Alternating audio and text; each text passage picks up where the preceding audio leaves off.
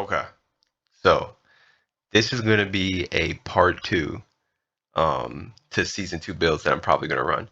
I'm at a crossroads here because I totally forgot to look at the different glyphs and uniques that they're adding to season two. And because of that, yeah, I ended up making these 2 second builds, both for the rogue and the druid. And now I kind of don't know which ones I'm gonna use because they both all seem really good, right? So for the rogue, I have my frost rogue, but I've always been a fan of the shadow imbuement, and I think this shadow rogue is going to be nasty. So I'm just gonna run through it, and then I'll touch on the vampiric powers real quick because they're pretty much the same as the frost rogue, and then for the we'll go over the druid after because I think for season two we can make another human druid, which I'm really excited for. Pure human druid. I'm excited for that. But let's start with the rogue. So for the helmet, it's the standard helmet, and you're going to be using lethal dust. Evading through an enemy affected by shadow imbuement grants stealth for 4 seconds. Breaking stealth with an attack grants you 5% maximum life on kill for 6 seconds. So evading is going to be very, very key in this build. And so always keep that in mind. All right. Just remember that when you evade, you're going to be going invisible and you're going to get life on kill. So that's the first perk of evading. Then we have the chest piece, standard chest piece with aspect of might. Then the standard gloves with aspect of shared misery. Then the standard legs with umbrous aspect. Now for the boots, flicker step. Each enemy you evade through reduces your active ultimate cooldown by 4 seconds up to 10 seconds. So now when we evade, not only will we be going invisible and getting life on kill, but we're also actively reducing our ultimate. And the ultimate we're going to be using is Death Trap, which is also shadow damage. Then we have the bow. It's the exact same bow as the Frost Rogue. And then you have the amulet here. The biggest difference between this and the Frost one is I took off total armor, added cooldown reduction, and instead of Frigid Finesse, this one has Ranks of Malice. So we'll see how that goes. Now for the rings, we no longer are going to need resource generation, because now that we're using shadow imbuement, we can use consuming shadows. So we will never have energy issues. In season one, I didn't run a single thing that boosted my energy, that gave me any kind of resource generation, and I was perfectly fine with consuming shadows. And now we have 2 abilities that do shadow damage, so we'll be good. Same exact perks as the Frost Rogue, so you got Expectant, and you have Blade Dancers. And then we added that shadow damage, the extra boost in shadow damage. And then we have Condemnation, and we have Edge Masters on the sword. Yeah. I'll quickly touch on the skill tree because the skill tree is almost exactly the same as the Frost Rogues. There's just some minor tweaks, right? So it's Puncture, right? Twisting Blades. Then you have Sturdy, Siphoning Strikes, Weapon Mastery, Concussive, Trick Attacks, Rapid Gambits, 1 rank of Dash. You have Concealment, and then you have Dark Shroud. You have Exploit, Malice, Consuming Shadows, Shadow Crash, and then you have Shadow Imbuement, Precision Imbuement, Innovation, Trap Mastery, Death Trap, and then you have Adrenaline Rush and Haste, and then you're finishing it off with Close Quarters Combat. So yeah, it's like almost similar, almost exactly the same as the Frost Rogue, just with some minor tweaks, obviously, but the build is almost the same, and so is the Paragon board. One thing I want to add here, right? So I was looking at Shadow Clone, right? I'm gonna test it out, but I really want to try this out. I think it could be nice. The problem is it doesn't have a way of getting an additional cooldown, because you have Flicker Step, which reduces the cooldown, but on Death Trap, not only can you use Flicker Step to reduce the cooldown, but you also have this, and this is reducing the cooldown by 12 seconds, which is nuts, right? So it's like, I don't know. And then if you use this, you have to use there's an aspect whatever imbuement you use, the shadow clone will use it too. That way now your shadow clone doesn't do physical damage, it does shadow damage. But that's the thing, right? So like what if you pop it and then for whatever reason you don't have your shadow imbuement up? I mean, most likely you will, but yeah, I don't know. We'll see. I think this will probably be better for bosses, and then this will probably be better for dungeons. That's what I'm thinking, but I'll try both out. But for now, I think I'm just gonna run Depth Trap. Um, but yeah, this is definitely, I'm definitely keeping my eyes on this one because we'll see. This might be pretty cool to play with. So then we go to the Paragon board, almost the exact same board as the Frost Rogue. Don't have to change anything up, right? So you have Closer on the starter. You have Exploit weaknesses. We took off Exploit because we'll use the Vampiric power that makes enemies vulnerable. So should we should have no problem applying vulnerable, and we put Devious here, right? And then on this third board we have cunning stratagem, and we're still using diminish. And then over here for the fourth board we got tricks of the trade, and we put combat here. Instead of chip we took that off. And for the sixth board up here, instead of chip we're now using canny for the non-physical damage, right? Now this is where things get crazy. So I did not know that they added this glyph called Night Stalker. Look how insane this glyph is. Entering stealth reduces the active cooldown of your shadow imbuement by 4 seconds. So let's just recap here. The way we can enter stealth is by pressing concealment or by invading through an enemy affected by shadow imbuement, right? So when we do that, we'll be going invisible, we'll be getting life on kill. Because we had to evade to proc this, we'll be reducing the active cooldown of Death Trap, and we'll be reducing the active cooldown of Shadow Imbuement. The synergy is just nuts. Like, that is insane. I think this build is going to be so much fun to play with. Like, I don't know. This could be crazy. And again, it could also be crazy with the Shadow Clone, but I don't know. I have to see. But for now, like I said, yeah, this is nuts. And then for the vampiric powers, I'll touch on that in a sec. You're going to use a curse touch. Now keep in mind, so whenever you curse an enemy, and you kill them, you get an accursed soul, right? And I think you can store up to like 8 accursed souls. What is crazy, when I played Shadow Imbuement in season 1, one thing I noticed when you use the heart that the one that everyone used, the defensive one that suppressed 20% incoming damage, and then when you use an ability it exploded or whatever. One thing I noticed is that when you use the lethal dusk, like when you're evading through an enemy and you're going invis, that counts as a defensive move. So every time you evade through an enemy, not only will you be doing everything that we just talked about, but you'll also be setting off these accursed souls. So I'm thinking like the screen is going to be going crazy, right? Like the screen's just going to be explosions everywhere. Like I think this build is going to be so much fun. And then you got Prey on the Weak, Metamorphosis, right? Oh, and again, the fourth perk, when we invade, we become unstoppable. So we have four things that happen when we invade. We'll get life on kill, we'll go stealth, we'll reduce the active, I'm sorry, 5 things. We'll go invisible, we'll get life on kill, we'll reduce the cooldown of shadow imbuement, reduce the cooldown of our ultimate, and we'll become unstoppable. I think this build is going to be nuts. And then you have Ravenous, just to increase the attack speed. And then you have Moonrise, which also increases the attack speed. And this is just for Lilith. So when you're going against Lilith, this makes it so you guarantee crit when they're feared. And I think this will be good when she's staggered. So you would just swap it out for Metamorphosis because I don't think you'd be doing that much evading, which also could be a problem, right?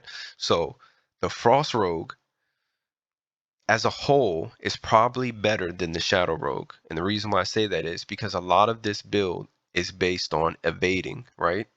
You're not going to be evading against Lilith. I mean, maybe you could. I don't know. We'll see.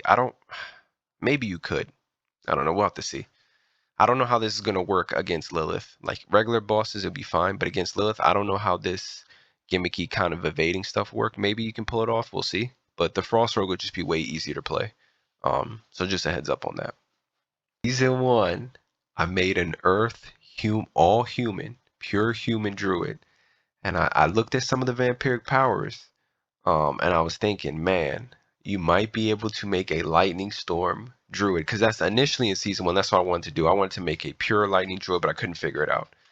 I think you can make a pure human lightning druid. I don't know how good it's going to be, but it's going to be tough to decide whether I want to do pulverize or whether I want to do this. I might just end up doing this and pulverize, to be honest, because the druid is a ton of fun.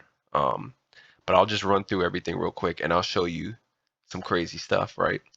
So standard helmet, and we have aspect of might, standard chest piece, and we had to keep earth and bulwark because without it we'd have no form of unstoppable, and there is no sixth perk that is a storm perk, right? Unless you use like a double basic skill, and there's no way I'm doing that, right? So I had to pick something, and if I had to pick something else, it's going to be earth and bulwark for the unstoppable. For the gloves, you're going to use the overcharge aspect. 20% chance when dealing lightning to overload the target for 3 seconds, causing any direct damage you deal to them to pulse to additional enemies. So this is an AoE of lightning, which is nice. And then you have this new unique T-Bolt's Will.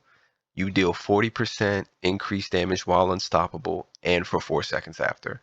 And when you become unstoppable, you get 50% of your 50 of your primary resource.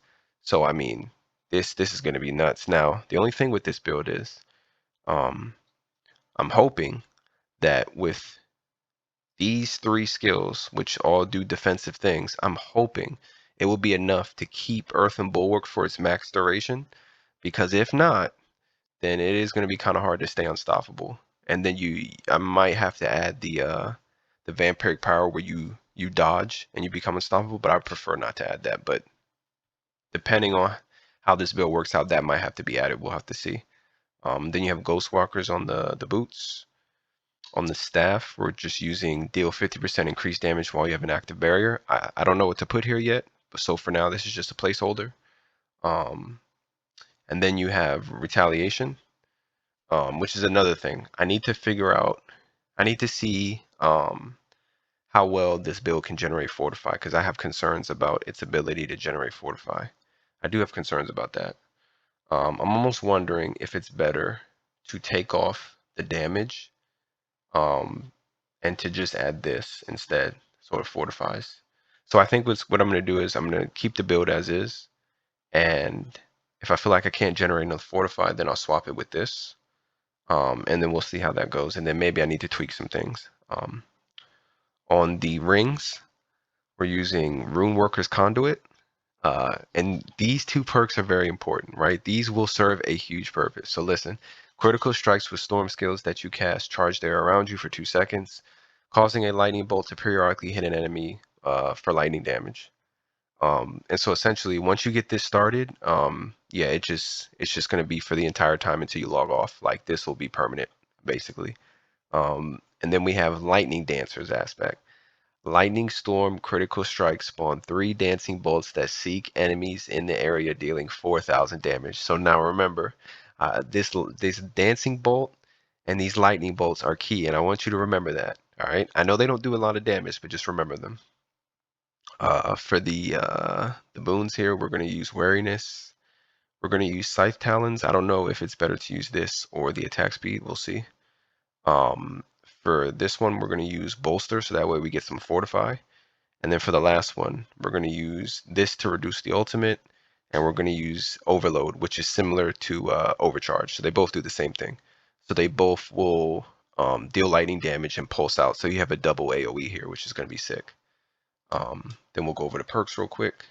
So we're going to have Storm Strike. We're going to have Storm Strike, and then we're going to have Lightning Storm. And then standard here, Heart of the Wild, Wild Impulses, Abundance. Then we're going to have the Earth and Bulwark. And again, might swap this out for this if we can't get enough Fortify. Then we have Cyclone Armor. Then we have Ancestral Fortitude, Vigilance.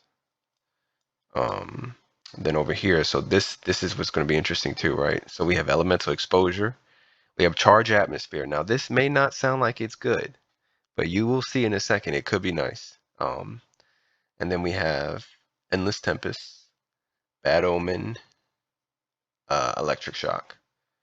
And then we have Hurricane.